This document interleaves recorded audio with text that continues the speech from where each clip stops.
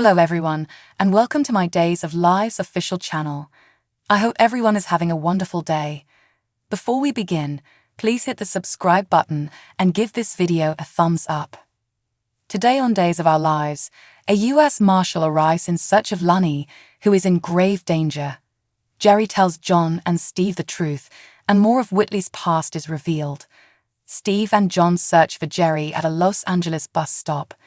When he gets off the bus, Black Patch accuses him of being in Abby's hospital room on the day he vanished. Jerry disputes it, but they claim to have an eyewitness account.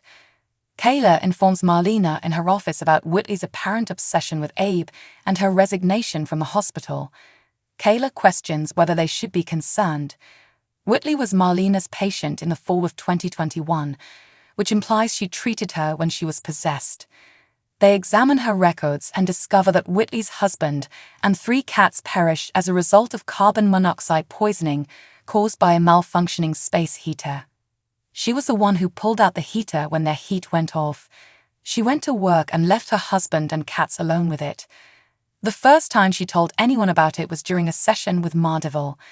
Marlena wishes to contact her and inquire about her well-being. Kate visits Paulina, who is concerned about a missing Lani. Rafe will locate her, Kate is certain. Paulina knows he's a decent man, but how can she be so certain when Rafe is unable to locate Kate's son? Kate admits that Philip is alive and well in a psychiatric facility. As Paulina recounts all of the facts leading to his death, she believes it sounds similar to what happened to her Abraham. If Philip can be alive, so can Abe. Whitley greets a drugged Abe and a chained Lani at home. Lani explodes when Whitley refers to her as their daughter. Whitley insists that Abby tell Lani who she is. Abby is bewildered and confused, not knowing who anyone is.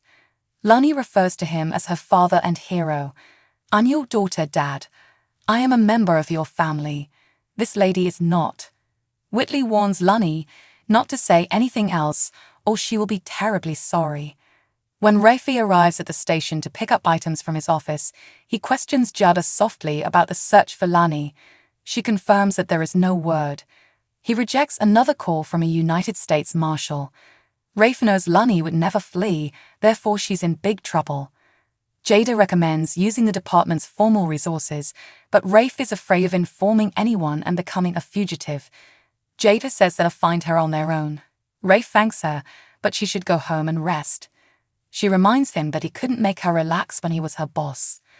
What makes him believe he can do so as a civilian? He winces amusingly while she chuckles. He has no regrets and would do it all over again. After they find Lani, she flirtatiously offers to do it again and again. Sam Gerard from the United States Marshal's Service arrives in search of Lani. Rafe admits he has no idea where she is. Gerard reminds him that sheltering a wanted person is a crime. Rafe and Jada try to persuade him that Lani is in jeopardy and want his assistance. He grudgingly agrees to make a phone call in order to locate her ankle bracelet. They'll go together if they get a hit, so he can take their friend to prison. Jerry informs John and Steve at the bus station that Whitley is a liar and freaking nuts. Plus, Abby is still alive. Steve prevents John from hitting Jerry while admitting he lied about Abe falling into the river. Jerry tells them everything, but is astonished that they don't already know because he told Abe's daughter. As Gerard reveals to the station that he has a location on Lani, Steve pulls out his phone to notify Jada. Jada, and Rafe leave. John contacts someone else in Salem after Steve leaves a message for Jada. Whitley softens at home, stating that she rescued Abby from a nasty man and has been caring for him. Lani begs Whitley to allow them to leave. She will make certain that nothing horrible occurs to anyone. When Whitley refuses, Lani warns her that the FBI and US Marshals are most likely looking for her, and they'll find her thanks to her ankle monitor. Whitley is terrified. She and Abby were creating a lovely life together until Lani appeared. She injects Lani once again with a syringe. "No," shouts Abe. Whitley later tells a sedated Abe that she isn't ready to give up on him yet.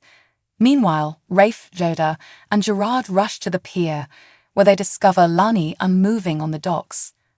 Whitley goes over the edge next on Days of Our Lives, and Chad confides in Theo. Days of Our Lives is now only available on Peacock. Subscribe to Peacock to ensure you never miss an episode.